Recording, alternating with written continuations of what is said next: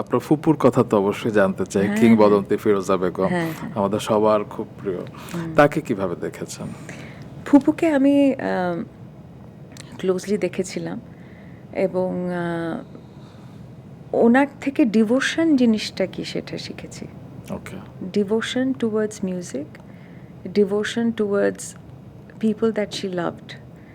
এবং আমরা এতজন ওনার নিস অ্যান্ড নেফিউজ, তুমি জানো যখন ফুপু ছিল আমাদের ফ্যামিলিতে one of the first ones যে অনেক দেশে তখনকার সময় ট্রাভেল করেছেন, বিকজ ওনার অনেক প্রোগ্রামস হতো বিভিন্ন দেশে। যেখানেই যাবে কিছু না কিছু নিয়ে আসবে সবার জন্য। ওনার সুটকেস খোলা মানে হলো যে সবার জন্য একটা করে গিফট আছে। She was like that.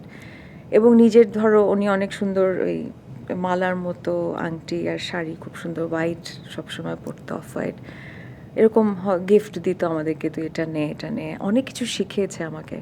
হ্যাঁ, গানের ব্যাপারে আমি বলবো যে গান তো আসলে এখন আমি যখন গান শুনি লিরিক্সগুলো যে কোথা থেকে আমার মাইন্ডে আসে আমি নিজেও জানি না, because I never really read through the lyrics or anything. ছোটোকাল থেকে শুনতে শুনতে তখন তো ওই যে এলপিগুলা ছিল, জি, জি। পরে ক্যাসেট আসলো, সিডি আসলো, তো ওগুলাতে শুনতে শুনতে আসলে কানে যেটা হয় না বাজতে বাজতে আসলে চলে আসে।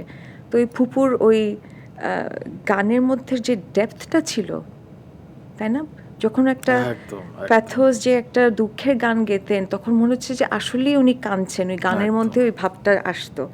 তো অ্যামেজিং, মানে সেটা বোধহয় ডিভোশনের কারণে। ডিভোশনের কারণে, অ্যাবসলিউটলি। বাহ। উনি কিন্তু খুব ভালো কুক ছিলেন, খুব ভালো রান্না করতেন। ওকে। স্পেশালি সবজি টবজি এগুলা নিয়ে খুব সুন্দর রান্না বাহ। করতেন।